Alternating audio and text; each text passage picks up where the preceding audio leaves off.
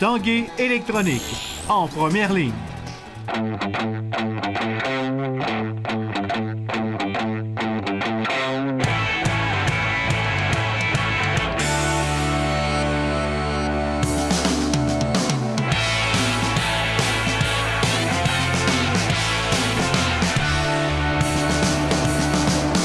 Salut, ici Jonathan Fournier, bienvenue à l'Esprit sportif. Aujourd'hui à l'émission Félix Auger-Aliassime, les capitales de Québec. On vous parle de ultra-trail et de football de niveau scolaire. Mais tout d'abord, parlons de vélo. On est à quelques semaines du début du grand festival de vélo de montagne, le Vélérium à Québec et à Mont-Sainte-Anne. Cette année, le Vélérium inclura une compétition de type enduro. J'ai rencontré deux athlètes de Québec qui performent bien en vélo de montagne enduro, Antoine Caron et Nicolas Sauvé.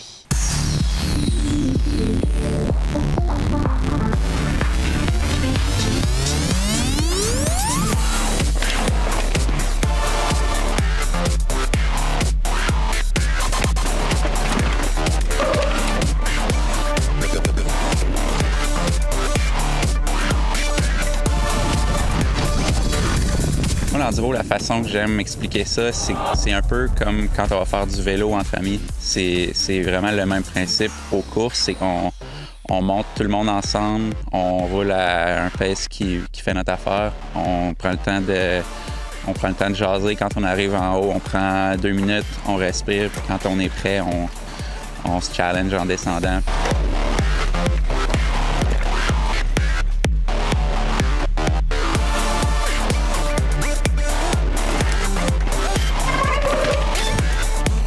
L'enduro, c'est une course en étapes pour laquelle seulement les temps de descente sont comptabilisés. Pour donner une idée plus précise, une course peut se dérouler entre 4-5 allant jusqu'à 8 étapes. On peut prendre notre temps pour remonter la montagne entre les étapes, les spéciales ou les stages qu'on appelle plus précisément. Puis si on peut prendre notre temps pour nous remonter, jaser avec les coéquipiers ou les adversaires, on voit ça comme on veut. Puis ensuite, c'est ça, à partir du départ, le chrono part, premier coup de pédale en descente, puis c'est la comptabilisation des temps à la fin de la journée qui compte, là, qui fait le ranking final.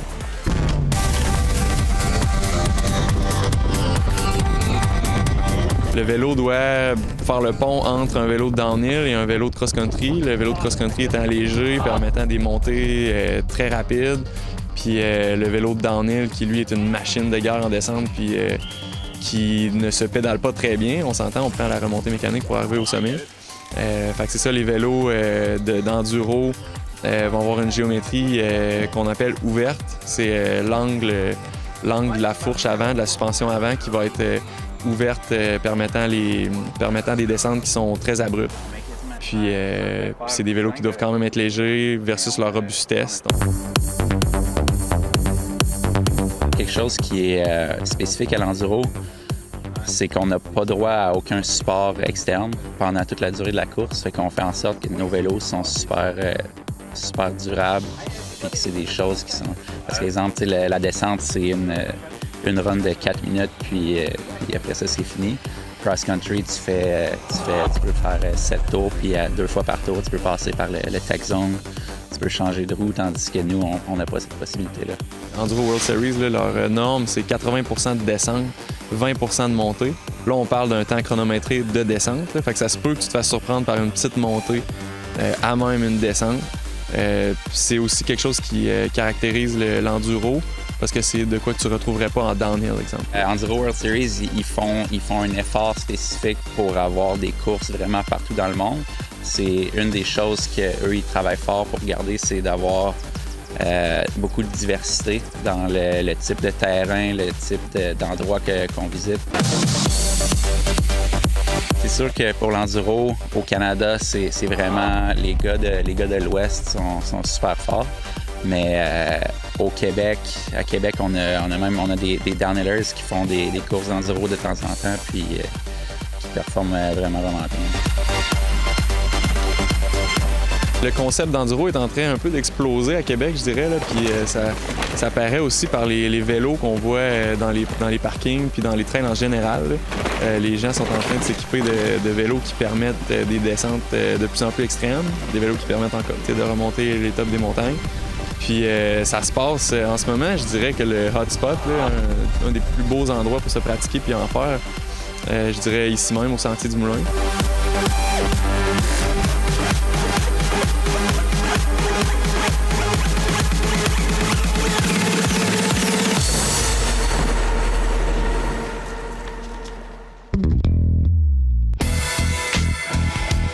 Tennis Canada a annoncé vendredi que Félix Auger-Aliassime de Québec, qui avait reçu un laissez-passer pour le tableau principal de la Coupe Rogers, a été forcé de se retirer du tournoi officiellement en raison d'une blessure au poignet gauche. Selon ses dires, Auger-Aliassime vise un retour pour les qualifications des internationaux des États-Unis. L'athlète qui fêtera ses 17 ans le 8 août prochain avait également dû déclarer forfait pour les Challengers de Winnipeg, de Gatineau et de Granby. Il espérait être rétabli à temps pour la Coupe Rogers, mais devra plutôt attendre quelques semaines supplémentaires pour s'assurer d'être complètement remis. Au baseball, les Capitales de Québec affrontaient les champions d'Ottawa dans la capitale fédérale 3 fois ce week-end. Les champions sortent gagnants de cette série avec une victoire hier de 3-2. La liste des blessés commence à s'allonger tranquillement chez les Capitales. Callum Sams est blessé au pouce pour au moins une semaine, alors que Jordan Mandoulé et James McOwen devraient, quant à eux, être prêts pour le match de mardi. Malgré les blessures, Patrick Scalabrini peut compter sur un remplaçant en or. Sorti de la retraite, Jonathan Malo a rejoint l'équipe d'urgence et joué le match de samedi en plus de compléter la partie de dimanche. Les Capitales affronteront les Boulders de Rockland au Stade Canac mardi, mercredi et jeudi soir. Au football anciennement appelé le Challenge Wilson, la Coupe Spalding se disputait ce week-end dans la région de Montréal. L'équipe regroupant les meilleurs éléments de moins de 17 ans de Québec, Saguenay et la Mauricie disputait la finale et sont revenus avec la deuxième position. Coupe Spalding, un tournoi d'envergure provinciale de football. On fait 3 matchs en 8 jours. Dépasse provincial également, donc des équipes de Toronto et des équipes là, de Nouveau-Brunswick qui sont ici là, pour l'été. Super beau tournoi cette année, l'édition 2017. Là, les plus vieux, donc MU17, on s'est rendu en finale. Malheureusement, on n'a pas réussi là, à ramener l'or, donc on a terminé avec la médaille d'argent. Donc on est très satisfait pour la catégorie MU17. MU15, on a fini en 4e position, donc c'est une belle performance. On est bien contents cette année. Pour la région là, Montréal-Civil, donc si je ne me trompe pas, ça fait 3 années de suite qu'ils gagnent. Donc c'est une équipe là, qui est physiquement, sont très matures, sont grands, sont gros, ils courent vite, donc sont difficiles à battre. Je crois qu'on avait quand même cette année une équipe qu'on aurait pu peut-être mieux faire, avoir une meilleure performance. On aurait pu les battre, d'après moi, mais un match de football, là, ça se passe sur le terrain, donc malheureusement, ça s'est pas passé comme ça. C'est comment pour ces jeunes-là? Comment ils abordent ça, un challenge comme celui-là? En fait, c'est un tournoi en préparation en vue de leur saison. Donc, ça leur permet de faire 3 matchs en 8 jours. Donc, c'est très condensé. Ça leur permet d'être entraînés par des entraîneurs au niveau collégial, au niveau régional également, au niveau secondaire. Donc, c'est ça, c'est une bonne préparation. Puis tout le bagage, l'expérience au niveau technique et tactique qu'ils peuvent apprendre durant l'été, mais ils ramènent ça dans leur programme par la suite, puis ça fait des meilleurs joueurs de foot.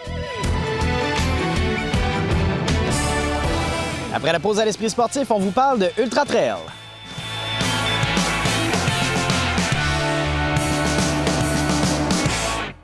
L'Esprit sportif souligne les 25 ans de la Coupe Banque Nationale présentée par IGA.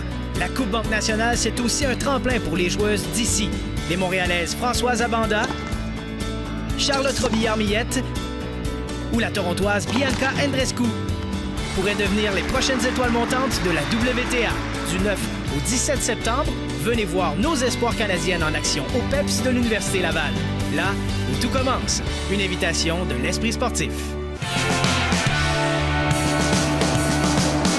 Courir un marathon n'est pas une tâche facile, mais imaginez courir un marathon en pleine forêt. On appelle cette discipline le Ultra Trail. Un athlète de Québec s'y entraîne et il performe bien. Notre collègue André Martin est allé rencontrer à l'entraînement Simon-Pierre Leblanc.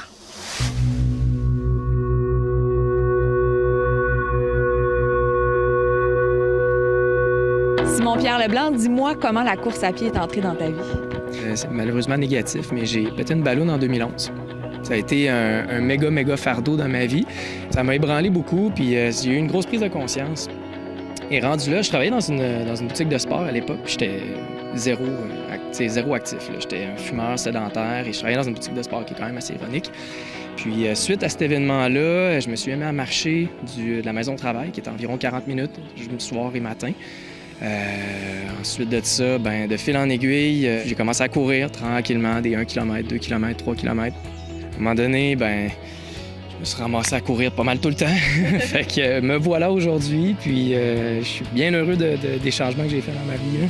Tu fais ce qu'on appelle de l'ultra-trail. Qu'est-ce que c'est? C'est tout ce qui dépasse 42,2 km habituellement en milieu naturel. Qu'est-ce que t'aimes dans l'ultra-trail? J'ai tout le temps été quelqu'un d'assez extrémiste dans la vie. Ce que je faisais, c'est que je le faisais à 200 000 à l'heure. J'ai tout le temps été un gars très, très, très passionné de ce que je faisais, peu importe c'était quoi. Mais j'avais jamais trouvé la chose qui m'allumait. Tu vas trouver des endroits en toi que tu n'as jamais nécessairement connu de toi, visité de toi. Puis quand tu franchis un certain nombre de millages, un certain nombre de kilométrages, tu te dis, ben maintenant, il n'y a plus grand-chose dans ma vie que je peux pas atteindre, que je peux pas faire.